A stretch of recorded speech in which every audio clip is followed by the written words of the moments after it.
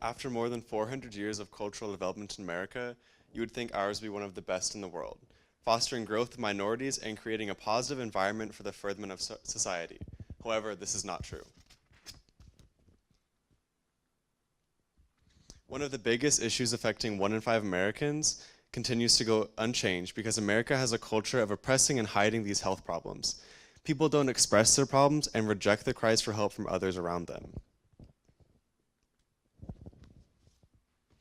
Another big problem with modern American culture is the categorization and confinement of individuals based on their gender.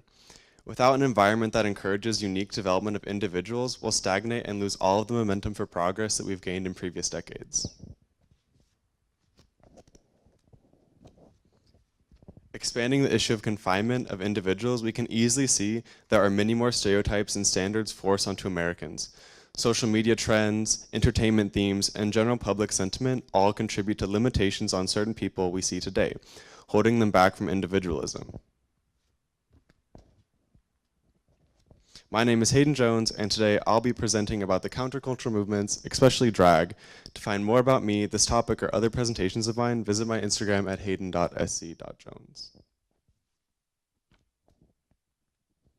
Before we dive into the effects of this counterculture movement, let me give a brief history of drag.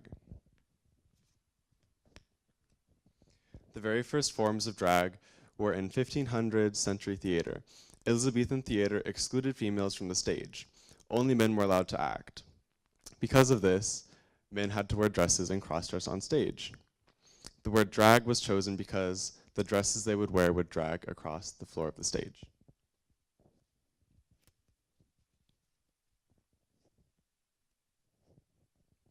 Drag came to America in the late 19th century when French-inspired vaudeville shows came to America.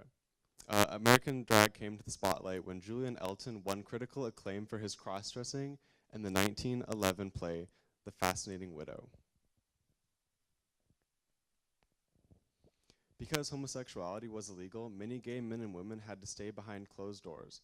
When Prohibition began, they found safety in the speakeasies and underground bars. These times were known as the pansy craze. Gay men and women were able to enjoy limited freedom in public until the 1950s when law enforcement cracked down. During this period of time, drag balls sprang up around the East Coast.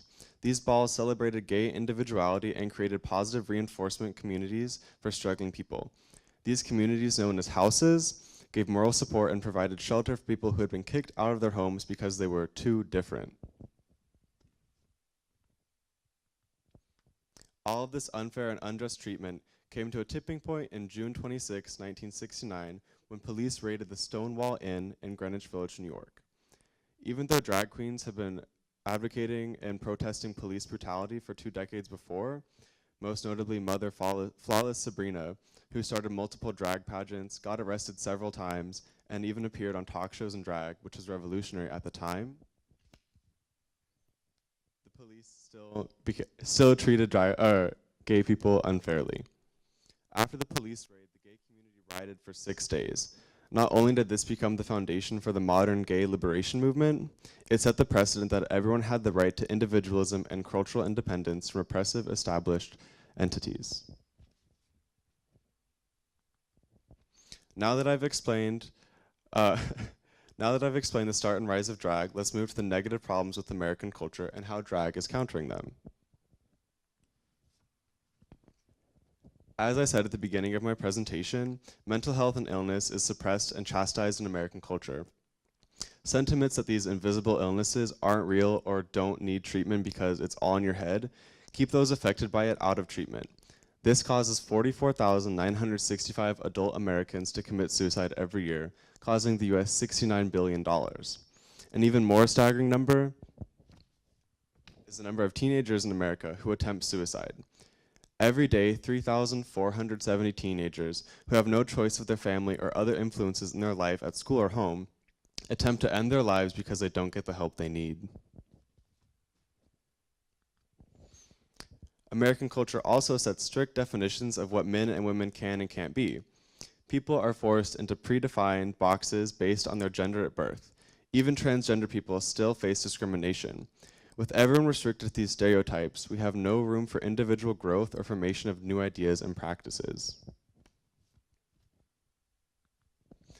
Confinement goes further than gender in America.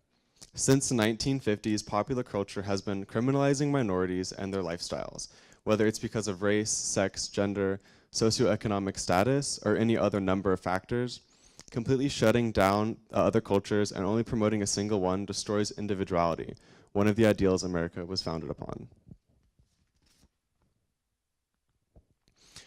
All of these problems are terrible and work against the ideals America was founded upon, but people are working to counter this.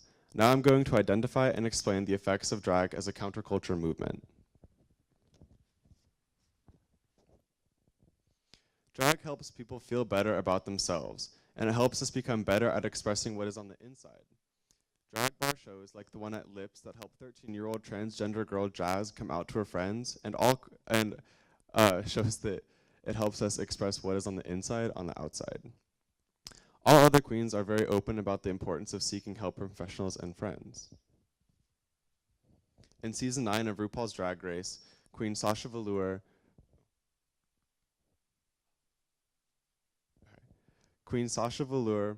Valentina, Cynthia Lee Fontaine, and Eureka O'Hara use their airtime to advocate for the proper identification and treatment of eating disorders and depression. Having something like this in mainstream media shows Americans that it is okay to seek help for their problems and be open with their struggles in life. Even a small amount of reinforcement like this gives people the foundation they need to build a more healthy lifestyle with the help of mental therapy.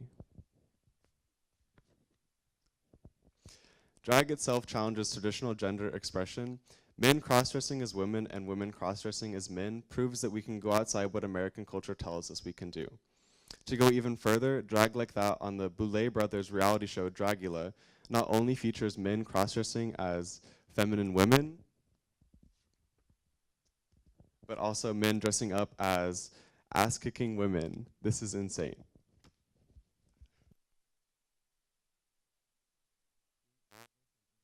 Television is groundbreaking. Giving people images of untraditional gender expressions gives them the confidence to step outside of the bounds American culture puts them in.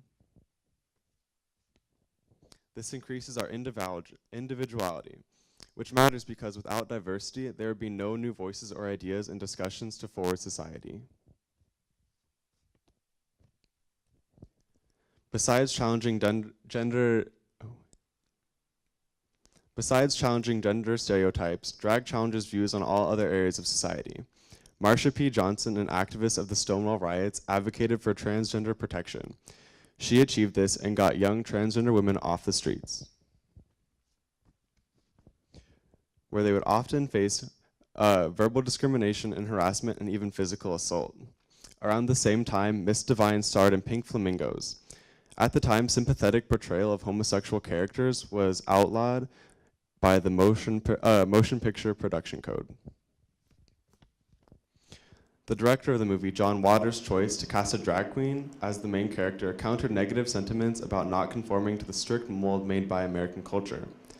His choice to do this had a lasting impact. Today, it is now popular tradition to have the mother of Tracy in the musical Hairspray to be played by a drag queen. Another gay movie, the documentary Paris is Burning, showed the struggles of becoming an openly homosexual drag queen in Harlem. This 1980s documentary showed the world that gay people had the same struggles as them and were just as human. Showcasing the humanity of people in the gay community worked to destroy the need Americans felt to conform to the traditional cultures of the time. Thank you for listening to my presentation. I appreciate you giving me your time, and I hope that you take what you've learned here today to go home and apply the counterculture aspects to your lives and help promote individualism. Thank you.